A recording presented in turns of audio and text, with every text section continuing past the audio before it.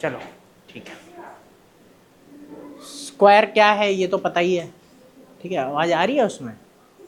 Hello, आ रही है। देखो यही चैप्टर है स्क्वायर, स्क्वायर रूट। वैसे तुमको सब कुछ बता दिया ऑलरेडी, स्क्वायर क्या है, स्क्वायर रूट क्या है, तूने वीडियो में से सीख लिया। शाबाश, तो अच्छा बच्चा है बेटा। पीछे की क्लास का ना 1-2 वीडियो है, बस वो देख लेना, ठीक है, तो समझ में आ जाएगा। फोन रहता है तुम्हारे पास, है ना? चलो खैर, देखो स्क्वायर तो पता ही है, उसी नंबर को उसी से क्या कर देना है, मल्टीप्लाई। एनसीईआरटी का है इसलिए बता रहा हूँ क्योंकि कुछ एक्स्ट्रा चीजें हैं तुम्हारी बुक में से जो उसमें नहीं है, ठीक है, इस वजह से ये देख लो एक बार, कोई बात नहीं। देखो आगे, तो स्क्वायर तो याद हो गए, पढ़ लिया इन लोगों को, ठीक है। अब ये कह रहा है कुछ प्रॉपर्टीज है स्क्वायर नंबर्स की, ठीक है, उनमें से एक प्रॉपर्टी को समझना जरा, ठीक है। कि देखो जो भी हमने वो टेबल देखा था ना, 1 1 जा 1, 2 2 जा 4, 3 3 जा 9, है ना, वहां एक बात ध्यान रखना कि यूनिट डिजिट पे, मतलब लास्ट में कुछ नंबर्स नहीं थे, लास्ट में कुछ नंबर नहीं थे। जैसे वहां पे मान लो मैं टेबल लिख देता हूँ एक बार और, 1 1 जा 1 होता है, 2 2 जा 4 होता है, 3 3 जा 9, 4 4 जा 16, 5 5 जा 25, 6 6 जा 36, 7 7 जा 49, 8 8 जा 64, 9 9 जा और 10 10 जा। देखो यहाँ ना एक प्रॉपर्टी है जो आपको समझनी है। देखो इन सबके लास्ट में 1 है, लेकिन किसी में भी 2 नहीं है, किसी में भी 2 नहीं है। इतनी बात समझ पा रहे हो? अगर इनमें से किसी में भी 2 नहीं है, इनमें से किसी में 2 नहीं है, तो जिस नंबर के एंड में 2 होगा, जिस नंबर के एंड में 2 होगा, वो किसी का भी परफेक्ट स्क्वायर नहीं हो सकता, वो किसी का भी परफेक्ट स्क्वायर। ये बात समझ पा रहे हो सब? कोई है जिसे ये बात ना समझ आई हो? पहले तो ये समझो परफेक्ट स्क्वायर किसे कहते हैं। परफेक्ट स्क्वायर मतलब किसी इंटीजर का स्क्वायर, किसी इंटीजर का स्क्वायर। इंटीजर क्या होता है?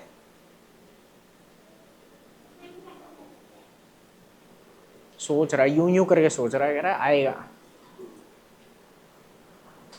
बेटा इंटीजर क्या होता है?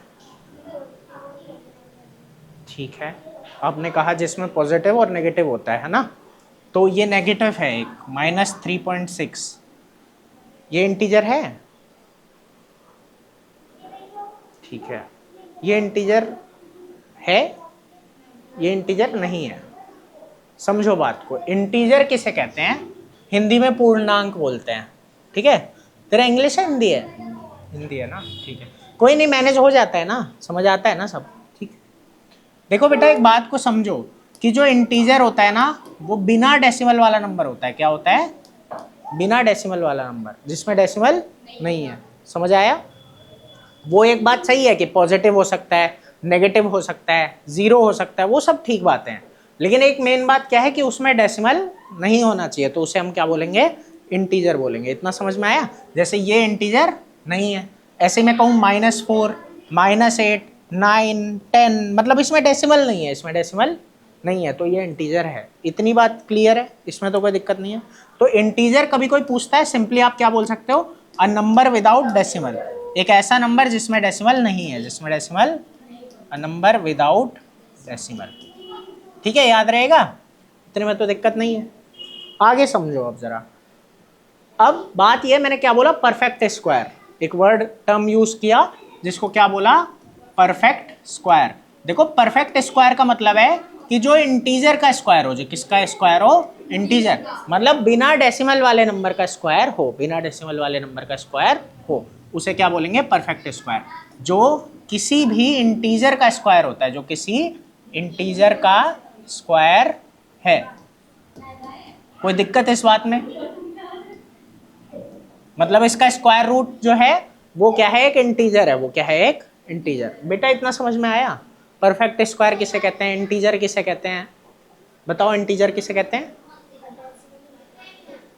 अ नंबर विदाउट डेसिमल, ठीक है। उल्टा तो नहीं लिख दिया मैंने? नहीं, सही लिखा है। ठीक है, अ नंबर विदाउट डेसिमल। और ये परफेक्ट स्क्वायर में क्या है कि हाँ, जो किसी इंटीजर का है, मतलब पॉइंट वाले नंबर का नहीं होना चाहिए, ठीक है, इंटीजर का होना चाहिए। अब जरा एक बात समझना, एक प्रॉपर्टी है कि जब हम किसी भी 2 नंबर को मल्टीप्लाई करते हैं, किन्हीं भी 2 नंबर को क्या करते हैं बेटा? कोई भी 2 नंबर, अगर तुम्हें इसका जो भी आंसर आएगा उसमें यहाँ क्या होगा, मतलब सबसे लास्ट में क्या होगा, तो एक सीधी सी बात है, देखो ये 9 है और ये 1 है ना, मतलब यूनिट प्लेस पे क्या होगा, यूनिट प्लेस पे, इसको यूनिट प्लेस बोलते हैं, जो सबसे पहला होता है उसे क्या बोलते हैं, यूनिट प्लेस। तो यहाँ क्या होगा, इसका जो भी आंसर आएगा उसमें, तो देखो 9 1 क्या होता है 9, तो मतलब यहाँ क्या होगा 9 होगा। समझ में आया, ये फिक्स है, ये रूल है। जैसे अब मान लो मैं कोई भी और नंबर दूं, 59 इंटू मान लो मैंने बोला 76 है, तो मैं अगर कहूं कि इसका जो भी आंसर होगा यहाँ क्या आएगा, तो आपको क्या करना है, इन दोनों को मल्टीप्लाई करना है, 9 और 6 को, 9 और 6 को, 9 6 क्या होता है 54, 54 में लास्ट में कौन है 4, तो मतलब यहाँ लास्ट में कौन आएगा 4। बात इतनी समझ आई। अब आगे चलते हैं, जब हम बात कर रहे हैं स्क्वायर की, जब हम किसकी बात कर रहे हैं, स्क्वायर की, ठीक है। देखो जब हम स्क्वायर की बात कर रहे हैं बेटा, तो हम क्या करते हैं कि उसी नंबर को उसी नंबर से मल्टीप्लाई करते हैं, उसी नंबर को उसी नंबर से मल्टीप्लाई करते हैं। जैसे अगर मैं कहूंगा 45 का स्क्वायर, तो मैं 45 को क्या करूंगा 45 से मल्टीप्लाई, आ गया। ऐसे ही 67 का स्क्वायर करूंगा तो 67 को किससे करूंगा 67।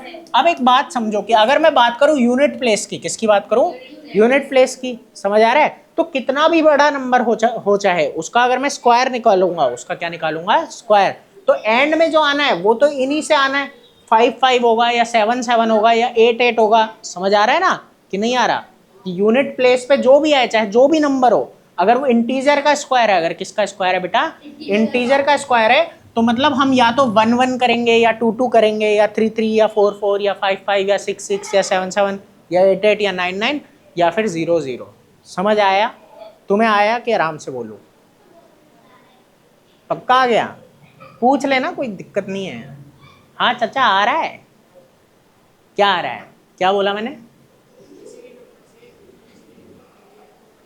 किसी भी नंबर से किसी भी इंटीजर को नहीं करना है, उसी इंटीजर को उसी इंटीजर से करना है, क्योंकि स्क्वायर में हम यही करते हैं ना, स्क्वायर में हम यही करते हैं, ठीक है, कि हम उसी नंबर को उसी से करते हैं। और जब उसी को उसी से करोगे तो अगर उसके एंड में 1 हो सकता है, 2 हो सकता है, 3 हो सकता है, 4 हो सकता है, 5 हो सकता है, आ रहा है समझ में, तो जो आंसर भी आएगा उसमें भी यही आएगा ना कि 1 को 1 से जो करना है, तो एंड में मतलब आंसर के यूनिट प्लेस पे, आंसर के यूनिट प्लेस पे जो आएगा वो भी यही आएगा। तो देखो जरा एक बात समझो, अब यही बात आ जाती है कि देखो अगर वो नंबर इंटीजर है, अगर वो नंबर इंटीजर है तो उसके लास्ट में इन्हीं में से कोई ना कोई होगा।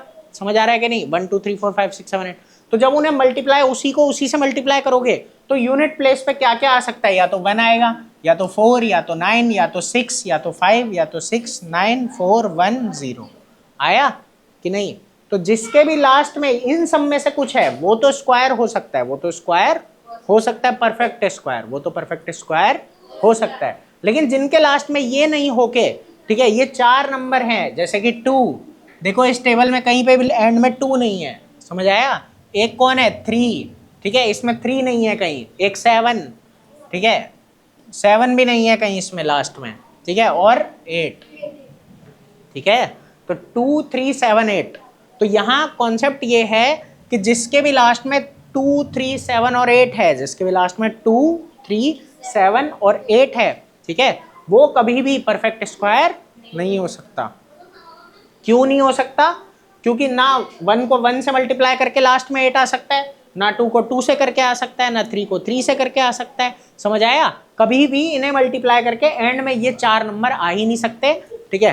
तो यहाँ पे एक बात क्या आ गई कि जिसके लास्ट में जिस नंबर के लास्ट में 2 3 7 और 8 है वो कभी परफेक्ट स्क्वायर नहीं हो सकता, वो कभी परफेक्ट स्क्वायर नहीं हो सकता। समझ आई बात, वो बेटा कभी भी परफेक्ट स्क्वायर नहीं हो सकता। क्या हो गया भाई, बड़ी लंबी सांस ले रहा है, बोल मैं रहा हूं, थक तू रहा है, क्या बात, एक बार और करियो, करना है उधर। तो समझ आया, यहाँ मेन बात यही थी कि देखो जरूरी नहीं है कि जिसके लास्ट में ये है वो परफेक्ट स्क्वायर होगा ही। जैसे 46 है, तो 46 बोल रहा हूँ, क्या 46 परफेक्ट स्क्वायर है, नहीं है ना, 46 परफेक्ट स्क्वायर नहीं है, वो किसी का भी स्क्वायर नहीं है। लेकिन बात वही है कि ये है, इसका मतलब ये नहीं है कि परफेक्ट स्क्वायर होगा ही, लेकिन ये बात है कि तब हो सकता है, तब हो सकता है। अगर 2 3 7 8 के अलावा कुछ है तो हो भी सकता है और नहीं भी। लेकिन अगर एंड में 2 3 7 और 8 है, एंड में 2 3 7 और 8 है, तब तो बिल्कुल होगा ही नहीं। आया? तो ये पहला चीज था, ये जो समझाना था कि तो ना ये क्वेश्चन आता है इससे रिलेटेड कि बताओ इनमें से कौन सा परफेक्ट स्क्वायर हो सकता है और कौन सा नहीं हो सकता। तो एक सिंपल सी बात है कि जिस नंबर के लास्ट में 2 3 7 8 है वो तो कभी परफेक्ट स्क्वायर हो ही नहीं सकता। आया समझ में? एक बात और है इससे रिलेटेड, वो बात ये है कि देखो जब जीरो होता है ना, जब क्या होता है जीरो, जैसे ये देखो ये है, तो कभी भी जीरो ना डबल होता है, दो पेयर में होता है। क्या होता है? जैसे सिंगल जीरो है ना तो भी परफेक्ट स्क्वायर नहीं होगा, अगर सिंगल जीरो है एंड में तो भी परफेक्ट स्क्वायर, जीरो के भी पेयर बनने चाहिए, जीरो के भी, जैसे या तो 2 जीरो हो या 4 जीरो हो या 6 हो या 8 हो, ऐसे।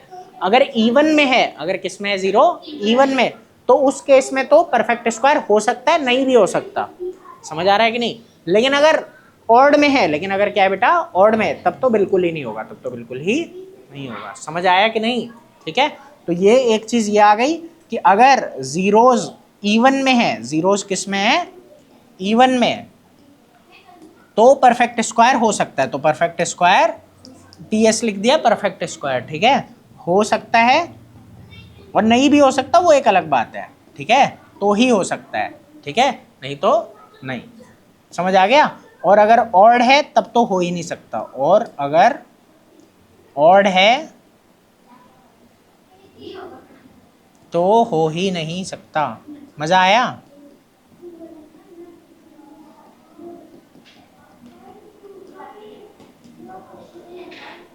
बस आज और नेक्स्ट क्लास बस खत्म हो जाएगा, ठीक है। वो ये बनाने में टाइम लग गया थोड़ा, लेकिन मस्त है। चलो खैर, नोट कर लो इसको, ठीक है।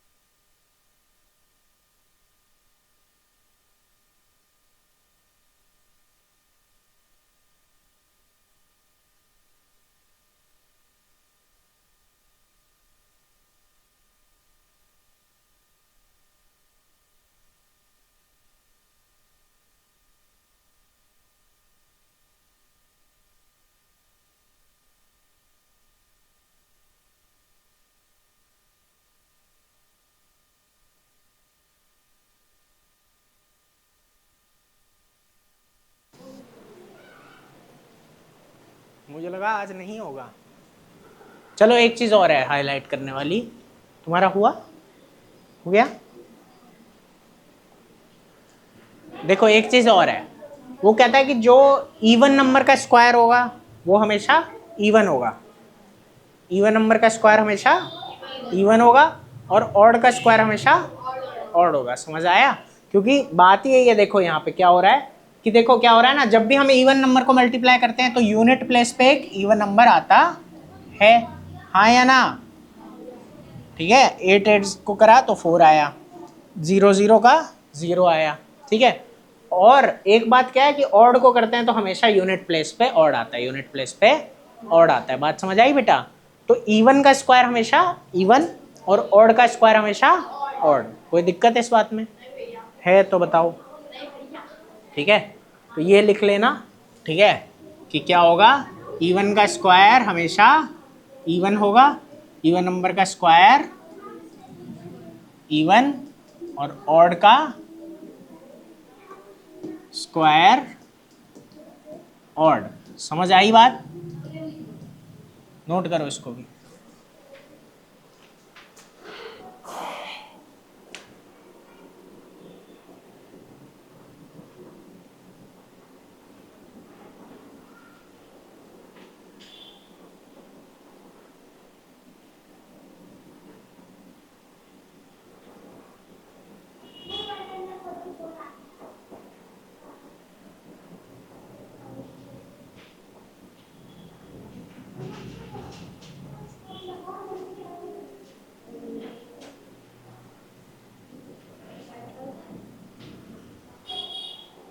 सबका हो गया? ठीक, अब आगे देखो, एक और प्रॉपर्टी है, उसमें ये कह रहा है कि मान लो दो नंबर हैं जो कि आगे पीछे हैं, मतलब कॉन्जिक्यूटिव नंबर। क्या बोलते हैं हमें? हम इन्हें कॉन्जिक्यूटिव नंबर। कॉन्जिक्यूटिव नंबर क्या होते हैं? जो आगे पीछे होते हैं, ठीक है, जैसे 5 6 9 8 या 8 9 ऐसे बोल लो। समझ आए? जो एक दूसरे के आगे पीछे होते हैं उन्हें क्या बोला जाता है? कॉन्जिक्यूटिव। ठीक है, जैसे 2 कॉन्जिक्यूटिव हैं तो कोई भी 2 हो सकते हैं, 3 है तो कोई भी 3 हो सकते हैं। ठीक है, इतनी बात समझ में आई? इसमें कहानी क्या यूज हो रही है, मतलब कहानी चल क्या रही है, वो ये चल रही है कि देखो अगर हमें कॉन्जिक्यूटिव नंबर है हमारे पास 2, और क्या करना है हमें कि उनके स्क्वायर का डिफरेंस चाहिए, उनके स्क्वायर का डिफरेंस चाहिए। जैसे समझना, मैं कह रहा हूँ जैसे एक 6 है और एक 5, और मुझे इनके स्क्वायर का क्या चाहिए? डिफरेंस। समझ आ रहा है? तो एक तो तरीका क्या है, मैं इनका पहले स्क्वायर निकालूं। 6 का स्क्वायर क्या होता है? 36। 5 का स्क्वायर क्या होता है? 25। और फिर आया क्या यहाँ? 11। और इसके अलावा एक तरीका क्या है, दोनों को जोड़ दो, ये दोनों को 11। कौन सा आसान है ना? तो अगर मतलब ये कहना ये चाह रहा है कि अगर हमें डिफरेंस चाहिए दो कॉन्जिक्यूटिव नंबर के स्क्वायर का, तो उन दोनों को जोड़ दो। तो उन दोनों को, समझ आया? हमें क्या चाहिए था? 2 कॉन्जिक्यूटिव नंबर के स्क्वायर का डिफरेंस। तो क्या किया हमने? उन्हें जोड़ दिया और आंसर हमें पता लग गया। आ गया? आप ये कहीं पे भी मतलब जो है टेस्ट कर सकते हो, ठीक है, उसमें कोई दिक्कत नहीं है। कैसा लगा? टेस्टी था? ठीक है भाई, कोई दिक्कत? इसका यूज आप एक जगह और कर सकते हो कि मान लो आपको ये पता है कि इसका स्क्वायर क्या है और आपको अगले का निकालना है। मान लो कोई बड़ा नंबर है और उसमें आपको क्या है कि छोटे का स्क्वायर पता है और बड़े का निकालना है। तो दोनों को क्या करोगे? सम, दोनों को जोड़ो और क्या करो, जो उसका छोटे वाले का स्क्वायर है ना उसमें प्लस कर दो। नहीं समझ आया? देखो मैंने बोला कि कोई बड़ा नंबर है, जैसे मैंने कहा 65 है और एक 66 है। आपको इसका स्क्वायर पता है, ठीक है, आपको इसका स्क्वायर पता है, ठीक है। इसका स्क्वायर क्या होगा? इसका स्क्वायर क्या होगा? 65 का स्क्वायर 6 7 ज़ा 42 है ना? ये बताया था ना, जिसके लास्ट में 5 होता है उसमें ट्रिक लगती है कि 6 7 ज़ा 42, तो 4225 422। अब अगर आपको ये निकालना है, ठीक है, तो आपको पता है कि इसके और इसके स्क्वायर के बीच का डिफरेंस क्या होता है? इसका सम। तो अगर आप इनका सम इसमें ऐड कर दोगे तो आपको इसका पता चल जाएगा। आया समझ में क्या बोल रहे हैं कि नहीं? जैसे आपको पता है इन दोनों के स्क्वायर का जो डिफरेंस है, ठीक है, वो कितना है, इन दोनों का जो सम आएगा, इन दोनों का जो सम आएगा। समझ आ रहा है कि नहीं? और सम इनका कितना आएगा, कितना आ रहा है सम, इन्हें प्लस करके कितना आ रहा है?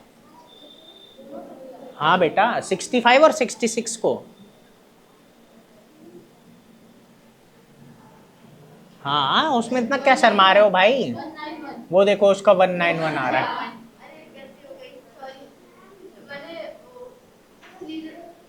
अब ये 131 क्या करोगे, इसमें जोड़ दोगे, तो इस प्रॉपर्टी का ये भी एक यूज कर सकते हो, ठीक है। 3 और 2 5, 2 और 1 3 और ये 4, इस तरीके से। समझ आया कि हमें क्या बोला गया है कि जो स्क्वायर होंगे, कॉन्जिक्यूटिव नंबर के जो स्क्वायर होंगे उनके बीच का डिफरेंस, उनके बीच का डिफरेंस, समझ आया, कितना होगा, उनके सम के बराबर, उनके समझ आया, मतलब इन दोनों को जोड़ोगे तो स्क्वायर का डिफरेंस आएगा, किसका आएगा, स्क्वायर का आया। तो अगर आपको एक पता है और दूसरा पता करना है तो उस वो भी आप बड़े प्यार से कर सकते हो। आई समझ में आई बात, कोई दिक्कत है कि नहीं? और ये आप छोटे छोटे स्क्वायर में तो बहुत आसानी से इस्तेमाल कर सकते हो, ठीक है। जैसे आगे के अगर आपको यूज करना है, 12 का स्क्वायर है, जैसे क्या होता है 144, ठीक है। तो अब 13 का चाहिए, किसका चाहिए, 13 का, तो 13 और 12 कितना होता है 25, 13 और 12 कितना होता है 25। कुछ मत करो, इसमें 2 जोड़ दो, इसमें क्या करो 2 जोड़ दो, और ऐसे ना 100 तक के स्क्वायर बन जाएंगे बड़े प्यार से। समझ आया? तो इसमें 2 जोड़ दोगे तो ये कितना बन जाएगा 16 और ये 9। आई बात समझ में कि नहीं आई? ठीक है। ऐसे ना एक ट्रिक बताऊंगा अभी एक दिन, उसमें पूरे 1 से 100 तक ना इसी से बना लोगे बहुत प्यार से। कहाँ कितना जोड़ना है देखो, क्या है ना, यूनिट प्लेस तो आप बड़े प्यार से सोच सकते हो, यूनिट प्लेस तो बहुत प्यार से सोच ही लोगे, आया। और दूसरा काम आपको बस इतना ही करना है, ठीक है, कि यही देखो इन दोनों को जोड़ के कितना है 25 है ना, तो 25 का 2 ले लो, 25 का क्या ले लो 2, और ये इसमें 2 जोड़ दो इस पीछे वाले में। ये ट्रिक बताऊंगा बाद में, कोई बात नहीं, अभी ज़्यादा टेंशन नहीं है। अभी ये प्रॉपर्टी समझ में आ गई कि नहीं आई? तो जो कॉन्जिक्यूटिव नंबर होते हैं, ठीक है, उनके जो स्क्वायर का डिफरेंस है, उनके जो स्क्वायर का डिफरेंस है, ठीक है, वो क्या होता है उनका सम, वो क्या होता है उनका सम, ठीक है। तो स्टेटमेंट लिखते हैं, स्टेटमेंट ये रहेगा, ये फोर्थ प्रॉपर्टी हो गई, ठीक है। फोर्थ प्रॉपर्टी क्या है कि the difference of square of two consecutive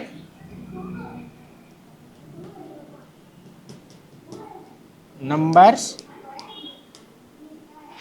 is their sum, उसका क्या होता है सम। आई बात समझ में? इसका एक प्रूफ भी दे रखा है आप लोगों को।